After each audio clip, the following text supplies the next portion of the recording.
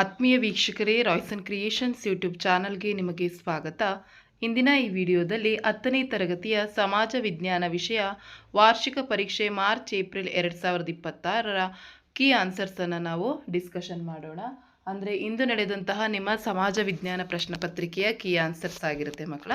So ಹಾಗಾಗಿ ಒಂದು ಬಾರಿ ಆನ್ಸರ್ಸನ್ನು ಚೆಕ್ ಮಾಡ್ಕೊಳ್ಳಿ. ಸೊ ಇಲ್ಲಿಗೆ ಕಂಪ್ಲೀಟಾಗಿ ಎಲ್ಲ ಎಕ್ಸಾಮ್ಸು ಕಂಪ್ಲೀಟ್ ಆಗಿದೆ. ಎಲ್ಲ ಸಬ್ಜೆಕ್ಟ್ ಕೀ ಆನ್ಸರ್ಸು ನಮ್ಮ ರಾಯ್ಸನ್ ಕ್ರಿಯೇಷನ್ಸ್ ಯೂಟ್ಯೂಬ್ ಚಾನಲಲ್ಲಿದೆ. ಸೊ ನೋಡಿ ಅದನ್ನು ಒಂದ್ಸರಿ ಚೆಕ್ ಮಾಡ್ಕೊಳ್ಳಿ ಅಂತ ಹೇಳ್ತಾ ವಿಡಿಯೋನ ಪ್ರಾರಂಭಿಸ್ತಾ ಇದ್ದೀನಿ. ಫಸ್ಟ್ ಮೇನ್ ಈ ಕೆಳಗಿನ ಪ್ರಶ್ನೆಗಳಿಗೆ ಅಥವಾ ಅಪೂರ್ಣ ಹೇಳಿಕೆಗೆ 4 ಆಯ್ಕೆಗಳನ್ನು ನೀಡಲಾಗಿದೆ. ಅವುಗಳಲ್ಲಿ ಸೂಕ್ತವಾದ ಉತ್ತರವನ್ನು ಆರಿಸಿ ಅದರ ಕ್ರಮಾಕ್ಷರದೊಡನೆ ಉತ್ತರವನ್ನು ಬರೆಯಿರಿ ಅಂತ ಇದೆ ಮಕ್ಕಳ. ಸೊ ಇಲ್ಲಿ ಮೊದಲನೇ ಪ್ರಶ್ನೆ ನೋಡೋಣ. ಒಂದು ಕಾಯಂ ಜಮೀನ್ದಾರಿ ಪದ್ಧತಿಯನ್ನು ಜಾರಿಗೆ ತಂದಂತಹ ಗವರ್ನರ್ ಜನರಲ್ ಕೇಳಿದ್ದಾರೆ. ಸೊ ಕಾಯಂ ಜಮೀನ್ದಾರಿ ಪದ್ಧತಿಯನ್ನು ಜಾರಿಗೆ ತಂದಂಥದ್ದು ಕಾರ್ನಾವಾಲಿಸ್ ಆಗಿರ್ತದೆ ಮಕ್ಕಳ. ಹಾಗಾಗಿ ಕೊಟ್ಟಿರೋ 4ರಲ್ಲಿ option B Cornwallis is the right answer. Next second question, 1942ರ ಸ್ಟಾಲಿನ್ ಗ್ರಾಡ್ ಯುದ್ಧದಲ್ಲಿ ಜರ್ಮನ್ ಪಡೆಗಳನ್ನು ಸೋಲಿಸಿದಂತಹ ದೇಶ ಕೇಳಿದರೆ ಇಲ್ಲಿ ಬ್ರಿಟನ್, ಫ್ರಾನ್ಸ್, ರಷ್ಯಾ, ಅಮೇರಿಕ ಸಂಯುಕ್ತ ಸಂಸ್ಥಾನ ಕೊಟ್ಟಿದ್ದಾರೆ.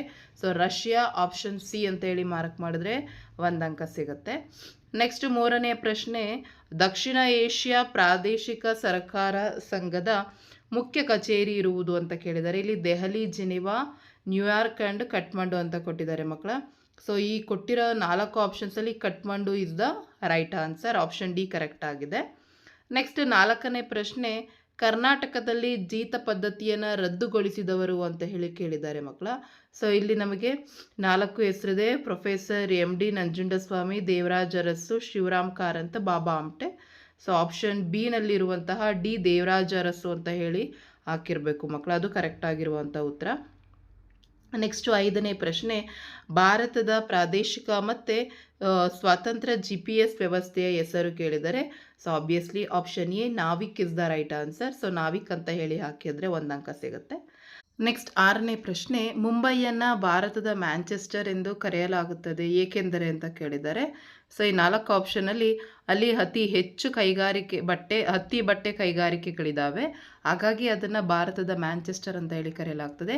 So option D is the right answer. Next 7th question, ಪ್ರತ್ಯಕ್ಷ ತೆರಿಗೆಗೆ ಉದಾಹರಣೆ ಅಂತ ಕೇಳಿದ್ದಾರೆ ಮಕ್ಕಳ. ಸೊ ಇಲ್ಲಿ ನನಗೆ 4 ಆಪ್ಷನ್ಸ್ ಕೊಟ್ಟಿದ್ದಾರೆ. ಸರಕು ಸೇವಾ ತೆರಿಗೆ, ವಿದೇಶಿ ಪ್ರವಾಸಿಗರ ಮೇಲಿನ ತೆರಿಗೆ, ಆಮದು ರಫ್ತು. ಆ್ಯಕ್ಚುಲಿ ಕಂಪನಿ ತೆರಿಗೆ ಇಸ್ ದ ರೈಟ್ ಆನ್ಸರ್. ಹಾಗಾಗಿ ಕಂಪನಿ ತೆರಿಗೆ ಅಂತ ಹೇಳಿ ನೀವು ಹಾಕಿರಬೇಕು. ನೆಕ್ಸ್ಟ್ 8ನೇ ಪ್ರಶ್ನೆ, ರಾಜು ಒಬ್ಬ ವಿದ್ಯಾರ್ಥಿಯಾಗಿದ್ದು ಆತನು ಬ್ಯಾಂಕಿನಲ್ಲಿ ಒಂದು ಖಾತೆಯನ್ನು ತೆರೆಯಲು ಬಯಸಿದ್ದಾನೆ. ಆತನಿಗೆ ಸೂಕ್ತವಾದ ಬ್ಯಾಂಕ್ ಖಾತೆ ಎಂದರೆ ಕೇಳಿದರೆ. ಸೊ ಇಲ್ಲಿ ಉಳಿತಾಯ ಖಾತೆ, ಚಾಲ್ತಿ ಖಾತೆ, ಆವರ್ತ ಠೇವಣಿ ಖಾತೆ, ನಿಶ್ಚಿತ ಠೇವಣಿ ಖಾತೆ ಇದೆ. ಸೊ ಉಳಿತಾಯ ಖಾತೆ ಸರಿಯಾಗಿರುವಂತಹ ಉತ್ತರ. ಸೊ ಇದಿಷ್ಟು ನಿಮಗೆ 8 ಕ್ವಶನ್ಸು ಮಲ್ಟಿಪಲ್ ಚಾಯ್ಸ್ ಕ್ವಶನ್ಸ್ ಇತ್ತು, ಈಸಿ ಇತ್ತು. ಸೊ ಬರೆದಿರ್ತೀರ. ನೆಕ್ಸ್ಟ್ ಸೆಕೆಂಡ್ ಮೇನ್ಗೆ ಹೋಗೋಣ ಮಕ್ಕಳೇ. ಪ್ರತಿಯೊಂದು ಪ್ರಶ್ನೆಗೂ ಒಂದೊಂದು ವಾಕ್ಯದಲ್ಲಿ ಉತ್ತರವನ್ನು ಬರೀಲಿಕ್ಕಿದೆ.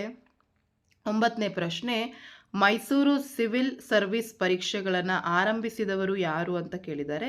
ಸೊ ಕೆ ಶೇಷಾದ್ರಿ ಅಯ್ಯರ್ ಅವರು ಮೈಸೂರು ಸಿವಿಲ್ ಸರ್ವಿಸ್ ಪರೀಕ್ಷೆಗಳನ್ನು ಪ್ರಾರಂಭಿಸ್ತಾರೆ. ಹಾಗಾಗಿ ಕೆ ಶೇಷಾದ್ರಿ ಅಯ್ಯರ್ ಅಂತೇಳಿ ಬರೆದಿರಬೇಕು. ನೆಕ್ಸ್ಟ್ 10ನೇ ಪ್ರಶ್ನೆ, 2ನೇ ಮಹಾಯುದ್ಧವು ಶೀತಲ ಸಮರಕ್ಕೆ ನಾಂದಿಯಾಯಿತು ಹೇಗೆ ಅಂತ ಕೇಳಿದ್ದಾರೆ.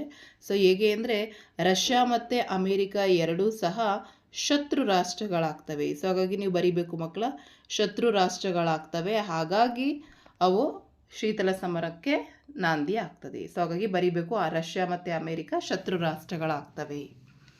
ನೆಕ್ಸ್ಟ್ 11ನೇ ಪ್ರಶ್ನೆ, ದತ್ತಿ ಸಮಿತಿಯನ್ನು ಸ್ಥಾಪಿಸಲು ಕಾರಣವೇನು ಕೇಳಿದ್ದಾರೆ.